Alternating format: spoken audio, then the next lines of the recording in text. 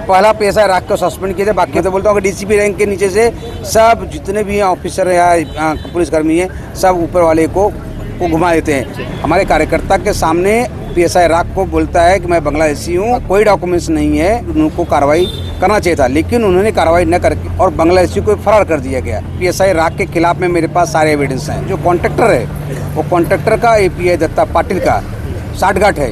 इन्हें हर एक मुस्लिम इलाकों में सर्च ऑपरेशन चलाना चाहिए।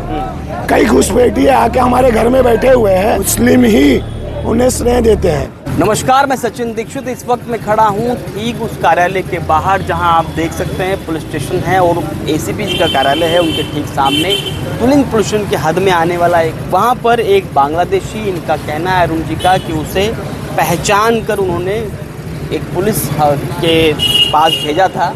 उसके बाद पुलिस ने उस तरह से कार्रवाई नहीं की, उसे भेज दिया या भगा दिया, इस तरह के आरोप हैं। आइए जानते हैं कि इस आमरण उपोषण पीछे क्यों, आखिर उन्होंने मांग उठाई तो बातचीत क्या हुई और उस पर क्या निकल कर आया, इस पर हम बातचीत करते हैं। क्या है अरुण जी, क्या मामला है, किस तरह से बांग्लादेशी जो शब्द आप इस्तेमाल कर रहे हैं कि वहाँ पर एक शख्स गया उसके बाद उसे छोड़ दिया गया, क्या है पूरा मामला? 12 अक्टूबर के दिन जिस दिन विसर्जन हो रहा था, उस दिन एक बांग्लादेशी हमारे भाजपा कार्यकर्ता के घर में घुसा। उसको लेकर के बांग्लादेशी घर में उसको पकड़ा, अपने भाजपा कार्यकर्ता पकड़े और उसको लेकर के तुलिन पुलिस में और 4 कार्यकर्ता लेकर के आए, PSI राग के हवाले किए। PSI राग के सामने भी उसके पहले भी उसने बोला कि जब उसे कोई डॉक्यूमेंट मांगा गया कि भाई आधार कार्ड अपना दिखा, तो कौन है, जब डाउट हुआ अपने कार्यकर्ता को तो बोले अपना डॉक्यूमेंट दिखा, बोलता कि मैं बांग्लादेशी हूँ, मेरे पास कोई कारण वो नहीं है, बोला उसने खुद बोला ऐसा। और तब उसको पकड़ करके हमारे कार्यकर्ता जो है तुलिन पुलिस लेके आए। तुलिन पुलिस आने के बाद मेरे पास फ़ोन आया कैसे सर बांग्लादेशी है, तो मतलब जाइए मैं बात करता हूँ। मैंने PSI राग से बात किया और ATC ऑफिसर जो API दत्ता पाटिल है, मैंने उनसे भी बात किया कि सर आप जो है इस विषय पे कार्रवाई कीजिए। तो बोले ठीक है मैं कार्रवाई करूँगा, आज बंदोबस्त में हूँ, मैं कल आपको टेंशन में दीजिए, आप वहाँ पे उनके PSI राग के हवाले कर दीजिए, वहाँ बात करके मैं आता हूँ, मैं करूँगा।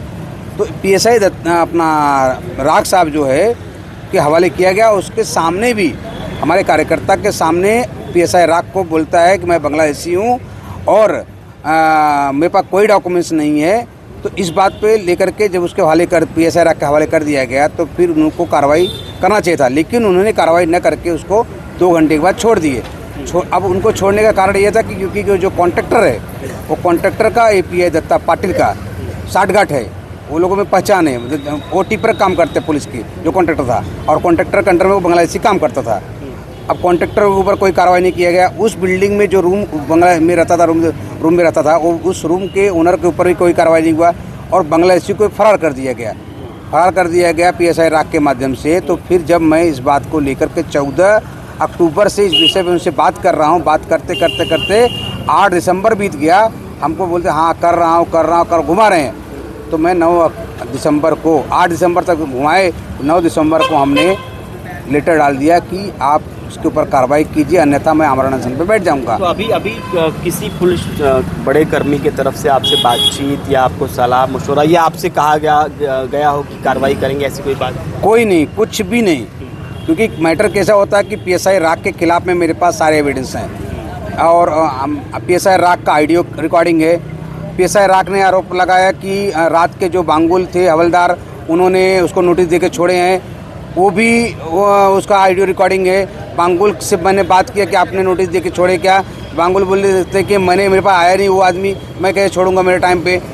तो मेरे पास दोनों ऑडियो रिकॉर्डिंग प्लस दोनों अपने कार्यकर्ता जो हैं वो कार्यकर्ता का video recording plus API Datta Patil जो बात किया कार्रवाई करने के लिए उसका ऑडियो रिकॉर्डिंग, सारे रिकॉर्डिंग मैंने ACP DCP कमिश्नर DGP सबको भेजा, CMO कार्यालय मतलब CM कार्यालय, हर जगह मैंने उसको भेजा, ट्विटर किया, लेटर डाला, लेकिन उसके बावजूद भी अभी तक कोई कार्रवाई नहीं है, पक्का एविडेंस होने के बावजूद भी। बात यह है यहाँ पर भारतीय जनता पार्टी की सरकार है, गृह मंत्री आपका है, उसके बाद ये हालत है कि आपको आमरण उपोषण करना पड़ रहा है। क्या आपको विश्वास है कि सरकार और प्रशासन दोनों अलग अलग काम कर रहे हैं या नीतिगत कुछ काम नहीं हो रहा है? देखिए कैसा होता कि आपको अच्छी तरह पता है कि भी कुछ दिन पहले की बात है, माननीय कमिश्नर साहब जो है पांडे जी ने एक वीडियो रिलीज़ किया था कि बांग्लादेशी के ऊपर कार्रवाई कीजिए। तो कितने पुलिस वाले हैं ईमानदारी से बता सकते हैं कि मतलब मैंने कार्रवाई की है। जब वो अपने कमिश्नर की बात नहीं सुन सकते हैं तो मुख्यमंत्री की बातें कहाँ सुनेंगे, क्योंकि ये लोग पूरा ऊपर के ऑफिसर को घुमा देते हैं। नीचे के जितने भी ऑफिसर हैं सब पीआई रैंक से नीचे के, अभी पीआई रैंक छोड़ दीजिए, अभी मतलब बोलता हूँ कि डीसीपी रैंक के नीचे से सब जितने भी ऑफिसर या पुलिसकर्मी हैं सब ऊपर वाले को घुमा देते हैं। अभी जिस तरह अभी मांग क्या है आपकी? पीएसआई जो राख है उनको, उनके साथ क्या करना चाहते हैं और जो क्या मांग पर आप बैठे? जब तक आपकी क्या मांगे हैं जो पूरी नहीं होंगी तो उठेंगे नहीं। पीएसआई राख को सस्पेंड किया था पहला पीएसआई राख को सस्पेंड किया था। बाकी अपने 3 और मुद्दे हैं और उसके ऊपर भी मतलब कि एसीपी रैंक जो बांग्लादेशियों के ऊपर कार्रवाई होती है वो एसीपी रैंक के माध्यम से एसीपी उसकी निगरानी करे, नेतृत्व में हो जाए, उनके नेतृत्व में हो। वो देखे कि मतलब एटीसी जो ऑफिसर है वो कार्रवाई कर रहा है नहीं कर रहा है, और कार्रवाई कर रहा है कैसे कर रहा है उसको निगरानी एसीपी करे। अगर हम जैसे समाज सेवक हो या कोई पत्रकार हो या कोई भी अगर किसी बांग्लादेशी के बारे में अगर डिटेल देते हैं तो एसीपी को वो डिटेल देना कि किसी एटीसी ऑफिसर को, क्योंकि एटीसी ऑफिस जो है तो अपना मिली भगत रहती है, वो आपस में वो लोग अपना जब तक नहीं होगी कार्रवाई बैठे रहेंगे। जी हाँ, जब तक कुछ भी हो जाए हम बैठे रहेंगे। आप क्या कहेंगे गुप्ता जी? यहाँ पर समर्थन में बैठे हैं, जब बांग्लादेश शब्द आता है तो वो याद आता है अभी हाल ही में बांग्लादेश में जो कृत्य हुआ था, हिंदुओं के साथ तमाम तरह के वीडियोस वायरल हुए थे, तो वो सब देखते हुए वर्तमान में जो घटना घटित हुई और आंदोलन ऊपर बैठे, क्या कुछ कहेंगे? देखिए, इसमें मेरा कहना यही है कि तुलिंज पुलिस स्टेशन हो या महाराष्ट्र का कोई भी पुलिस स्टेशन हो, इन्हें हर एक मुस्लिम इलाकों में सर्च ऑपरेशन चलाना चाहिए, क्योंकि ये मुस्लिम ही उन्हें स्नेह देते हैं बांग्लादेशियों को। तो ये सर्च ऑपरेशन चलाएंगे तो ये 2 बांग्लादेशियों का मुद्दा नहीं है, कई घुसपैठिए आके हमारे घर में बैठे हुए हैं और हमारे लोगों का सारी चीज़ों का हनन कर रहे हैं। वो चाहे कोई भी विषय को ले लिया जाए, तो रोजगार का विषय को ले लिया जाए, वो आके तमाम जगहों पे धंधा कंपटीशन बढ़ जा रहा है। तो यही विषय है कि मैं प्रशासन को यही निवेदन करूंगा कि आप हर एक मुस्लिम इलाकों में सर्च ऑपरेशन चालू कीजिए। आपको 2 नहीं हजारों की संख्या में बांग्लादेशी मिलेंगे।